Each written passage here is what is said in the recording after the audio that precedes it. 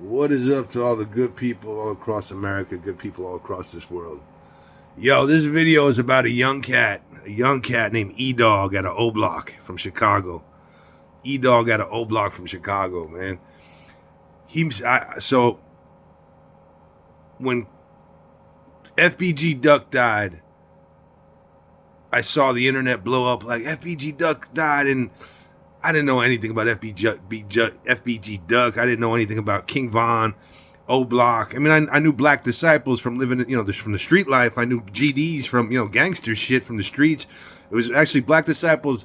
I only met, I think, two Black Disciples in my entire life, and they were on a Greyhound bus in transit, coming through Chicago, and we sat there talking, and then I saw the documentary back in the 90s. I think it was like the late 90s, early 2000s, or whatever it was, about the Black Disciples and the BDs and all that stuff. And anyway, so I think it was back before O-Block was even built. It was back the old, whatever it was. But anyway, so for the last 3 years, I've been stuck in this holding pattern. 3.5 years, almost 4 years now, actually. My father died March 9th of 2020, and I inherited this huge mess that just almost bankrupted everything I ever worked for in the streets, you know what I mean? But anyway, so at that time period, I got, nobody out here, so I'm just on the internet, and that's the first time, like, not even like just a year ago is the first time that I took the time to find out what actually, who FBG Duck was, who King Von was, and what took place between their beef and all that. And while I'm like researching them and seeing, what they're about and all that shit, they were dead at this point, you know what I mean? I discovered this young mulatto cat named E-Dog, and he said a line on one of the interviews he was doing. He said, talking about some dude that was playing with them, you know what I mean? Some dude, and he said, when I see him, I'm going to give him a big old hug. And I used to say that to people all the time. Yo, when I see that dude, I'm going to give him a big hug. I'm going to hug that motherfucker. Meaning like, yeah. You know what I mean? Going to give him a big old hug. Yeah. And he said that line, and then I started researching more about him, and he's like, yo, like I could have lived that white boy life. Nah, I chose to be here. I chose to be here just like me. I'm a white man, but I chose to be in the most violent African-American ghettos. Think about that. I'm a white man that grew up in a white neighborhood from a family of cops, but I chose to spend much of my life in the most violent African-American ghettos. People say that's bullshit. Okay. People from Memphis, Tennessee, south of Beale Street, Memphis, Tennessee, old school shit. You remember an old cat named Billy Ray? Black dude, crackhead named Billy Ray. Yeah. I remember chasing Billy Ray because he had burnt me for $20, and I'm chasing him through Southside Memphis, south of Beale. There used to be that little shop that was right off that main drag there. It was like a little gas station garage thing. No, not gas station. It was just like a little garage, and there was these brothers that owned it that had the dopest slabs. Just like he had the Chevelle, I think it was. It was a Chevelle, and it was just, D-boys, bro. Can't say that for sure. But it's just the D-boy look, you know what I mean? That's all I can say, the D-boy look. I mean, we're talking about, what was this, 20 years ago? Over, almost 25 years ago now we're talking about. But yeah, there was a smoker named Billy Ray, dark-skinned, thin brother, and I'm chasing this dude through Southside Memphis, just ready to catch him and just beat him unconscious because he burnt me. And I told him, listen, if you burn me, I'm going to hurt you, and I'm going to hurt you bad. And I'm running. Next thing I know, I look on both sides, and there's just porches, and it's just gangsters. And then, so I look, and all of a sudden, black dude just looks at me, and I stop, and I'm right in front of this porch with like 20 black dudes. And on the other side, nothing but like 9 or 10 black dudes, all just on their porches on this block I don't even know what block it was. And there was this heavy-set black dude, and he just looks, we lock eyes with each other, and he just goes, like, nah, you're going to die here. If you leave that man alone. He was like, nah, like, it was like, let it, actually, it wasn't like you're going to die here. It was, let it go. Just let it go, brother. Just let it go. We were all strapped, and I seen it. Homeboy had that big old chopper. Other dude had the pistol. Other dude on the other side. Just everybody was strapped up. They were all strapped. And I just looked at him and I was so pissed. I was like, yeah, yeah. Respect, bro. Respect. You know what I mean? It wasn't disrespect at all. Nobody said a word to me. Nobody said one peep to me. It was just pure silence. There was no music playing or nothing. There was no hip hop. There was no music. It was just dudes sitting there. With 30 dudes total just sitting there on both sides of me. And they just, you know what I mean? Dude just shook his head. They're all just like, all that. It wasn't even intimidation. They weren't mean mugging or nothing. Billy Ray from Memphis, Tennessee, man. Yeah, I was locked up in Arizona, and I was locked up with this cat from Memphis. And I was like, yo, do you ever know Billy Ray? He's like, dude, Billy Ray was famous in the hood, bro. Billy Ray was famous in Memphis. You know what I mean? That's what he told me. I don't know if that was true or not, but that's what this man said that I was locked up with in Arizona. And then that's right, I was locked up in Supermax in Orange County with another cat from Memphis, Tennessee, and he said it. He said, like, both of these dudes explained exactly what Billy Ray looked like. So I don't think they were lying. You know what I mean? Billy Ray. That's just one place. Hot Springs, Arkansas. I was on the run from Arizona in Hot Springs, Arkansas with this 5 Deuce Hoover Crip named Unpredictable. You know what I mean? Like, Unpredictable. What's up? I mean, all over. I was just on the phone with they call him a triple OG, 60-year-old Damu from South Central. I don't even know if he's from somewhere in Cali, and he's pretty famous for what he's done after he got out, the gang life. And we were on the phone yesterday, and he's talking about Long Beach, and I'm like, yeah, I used to chill up in them crack hotels that are just north of Long, and he goes on Anaheim. And I said, I don't know, dude, it's been a long time, but when you're going up that main block, they're on the right-hand side. There's a few of them. I said, I was in there for like a month, bro, just running and gunning all through Long Beach and South Central, and then I was over living in South Central, and if this didn't happen, how can I explain to you exactly what it looks like? No, like a ghost, bro. I used to just live like a ghost. I used to manufacture kilos of heroin, and I would go all over the country, and I would just shoot dope. You know what I mean? And then I would find that one G that I felt like was the perfect fit, that I could trust, that was smart and intelligent, that didn't run their mouth, and this is all 7 years and further in the past. You understand? This happened way more than 7 years ago. Statute of limitations are up, unless they want to try to build some weird RICO conspiracy case against me based off of bullshit. This could be hearsay for all I'm saying. You know what I mean?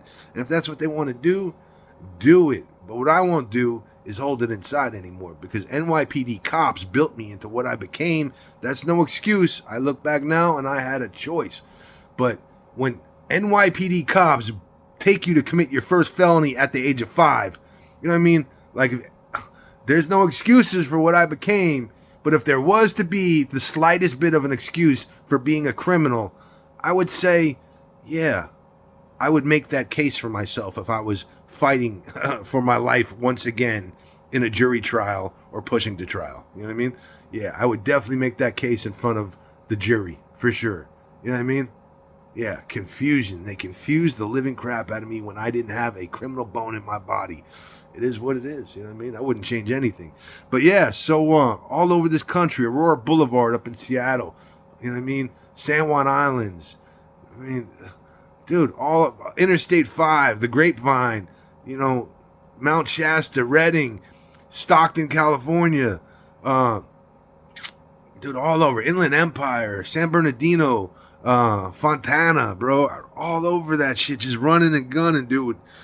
Running and gunning with members of, you know what I mean, of Aryan Brotherhood and La M and you know what I mean, and not that I wasn't out robbing banks with them, but yeah, I was with these dudes, you know what I mean, for, however long, for a week, or for, you know what I mean, Jay, I remember that with Jay, Jay, what do you say? Once you have the swivel, he's talking to these 2 females. He said, yo, once you, he said, yeah, he goes, what do you say? He said, you know what a swivel jack is? And the girl's like, no, not really. And he's like, the things that you jack cars up, it's got the long pole. And she said, oh, yeah, I know what that is. And she said, well, he goes, what do you tell her? He said, picture a swivel jack with a tennis ball at the end of it. And once you have the swivel jack, shit, you never go back. That's what he told this girl. I was like, oh, shit, dude. That's pretty brash, bro. He knew her and shit. He was joking with her and having a good time with her. But, yeah, so, yeah, Jay, bro. Me and that dude ran and gunned through the streets of California like it was no tomorrow. This other cat, yo, he was telling, a story about anyway. Yeah, this other young cat about an essay named Demon in the Streets, bro. That he was clothed.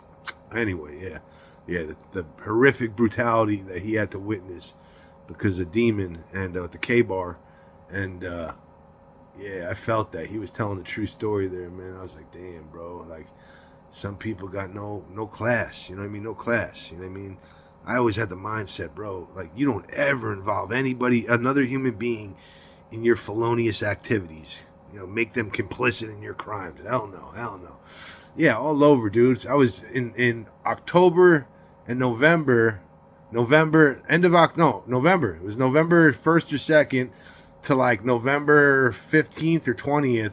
I was running all through. I mean, I've been to Southside Chicago many times through, Greyhound stations and all that. I've flown into Midway before, and Midway, and I went through on Greyhounds and hung out there, I don't know, maybe 3 different times, bringing loads and shit, you know what I mean? Just doing, you know what I mean? I had people in Chicago. My homeboy, bro, he went there. He told me this story before I met him. He went with this old black hustler, which was his mama's boyfriend. And the dude wanted him. No, he didn't go. That's right. He was supposed to go deliver like 30 pounds or something, whatever it was, 30 pounds of weed. And when he got to Chicago, they did him dirty, bro. They murdered him, and they shoved his body in a hollowed out tree stump. And that's where they found the dude's body. And my homeboy was supposed to go with them on that trip. He had asked him to go, and he was going to go, but something came up, and he wasn't able to go. But if he would have went on that trip, he would have got murked also. You know what I mean? But anyway, so yeah. When I heard E-Dog say that word, say that line, I'm going to give him a big old hug. I got a project girl for you. You know what I mean? I'm going to introduce you to a project girl. You know what I mean? Yo, I felt him. That kid's a real one, dude. You know what I mean? To be a white, like, he's part African-American, but yo, look at that dude. He looks almost as white as I do. He actually does look whiter than I do. His complexion sometimes, you know what I mean? Yeah, give that man respect. For a man, you don't realize, as a white dude, first of all, there's dudes that, don't get me wrong, having white skin, whether you're mulatto or anything, just light skinned, you got people in the hood that instantly just grasp onto you because you're like a novelty, and they just love you. They're like, yo, this is a real one, because, like, you know what I mean? It's hard out here. But then you got the other portion that just see that, you know what I mean? Right off the rip, just put all that, everything that was done by white America and all, the history, the pain, they just instantly put it on you. And next thing you know, you're fighting in the streets and you're running and gunning like a fucking lion in a jungle, having to earn every single other lion's respect before they will accept you. Yeah, that's how it be for a white dude in an all black, violent ghetto neighborhood. And I can honestly say, everywhere I went, I earned people's respect. You know what I mean? And with all humility. Not because I'm the toughest or the baddest, like, because I was built for this shit. I was built for it. My father was a ghetto gunfighter in Bedford-Stuyvesant that loved Bed-Stuy. I grew up listening to stories about soul food and African-American folks, and just the struggle, the Black Liberation Army, the Symbionese Liberation Army, the Weathermen, the Black Panthers. That was my childhood, man. The weight of the world, bro. The weight of the world, taking on the problems, you know what I mean? The pain and hurt that was carried on the African-American community.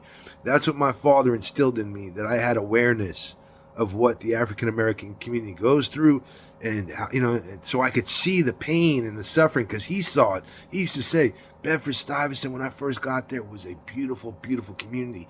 And then I watched them, not the black folks, I watched them flood the ghettos with heroin and drugs, and I watched it change, and I watched people that I knew well and people that I loved, beautiful human beings. I watched the neighborhood change, and I watched people change for the worse over time. He was there from 69 to 83. Think about that. The heroin epidemic and the crack epidemic. He started the beginning of it. You know what I mean? And he said, I watched it change, and I watched good people that were solid, get hooked on them drugs, and next thing you know, they were stealing from their mamas. They were robbing their brothers and sisters. They were pimping and pandering their own women, destroying each other. And this is what I was being taught from 5 years old onwards. He latched on to me, man, and I'm so grateful that I had the childhood that I had. And this is the thing is, like, don't get it twisted. I'm a white man. I got white skin. I don't ever presume to be an African American. And I say that with the utmost respect. But am I in your corner to the very death? To the death, you know what I mean? What do they say? From the cradle to the grave? You know what I mean? From the, what do they say? Something to the casket. To the casket drops. From the basket to the casket. From the basket to the casket. Or the bassinet from the casket. Something like that, dude. Yeah. Am I for white people too? Yeah, I got a lot of good white brothers. You know what I mean? White folks. I mean, I know dudes in the Aryan Brotherhood that didn't have a racist bone in their body. They were just there for survival. You know what I mean? They put all these labels on us as human beings. You know what I mean? Especially, you know, nowadays with being white. You know what I mean? Oh, you're weak, you're this, you're that, you're a punk. You know what I mean? You're a racist and all this stuff. I ain't no racist. I ain't no weak. Ain't nothing sweet about me. Well, ain't nothing sweet about me. But that's the type of shit that they try. And they did it, you know. It's poetic justice because it was done to the black community for so long. And now it's being done to the white community. And I saw this little kid. Listen, man. Your time, you know what I mean? You might think this is your time. You might think you're in control, but you're really just being used. And when the scales you know, flip to the other side, when it flips, first, you know, the first shall be last and the last shall be first, baby, because that's how it works. They use us all. You know what I mean? Anyway, yo, E-Dog, yo, don't die out there in the streets, young brother. You know what I mean? Yo, cultivate yourself and lead your people, bro. Anything I can do to support you, I will support you, man. But yo, it don't matter your complexion, bro. You're an African American and you have an opportunity. You know, you watch King Von and you love that dude. You know what I mean? FBG Duck, I know he's the opposition, but that was a good brother. You know what I mean? He had love and you know, it's all that petty street shit, dude. They duped us into hurting each other and murdering each other when we should really be putting all that petty bullshit aside and lifting each other up. Lifting our brothers and sisters up, never hurting them in any way whatsoever. You know what I mean? But everybody's got to get on the same page for that to happen. In order for that to happen, it's going to take good brothers, good, solid, real ones. You know what I mean? Real ones finally seeing the light and saying, hey, you know what? Yo, what did they die for? King Von was a beautiful, beautiful human being. FBG Duck was a beautiful, beautiful human being. What did they die for? You know what I mean? What did they really die for? In the end, just to say, oh, yo, I was hard. I was about that life. You know what I mean? I earned that badge. What does it get me? What does that badge get me? Absolutely fucking nothing. That and a dime, that and $2 can get me a cup of tea in the morning with a little bit of sugar and cream in it. That's about it. You know what I mean? That's about it. That's it. So, yeah, stop killing each other. You've been duped. Yo, I love y'all. Peace.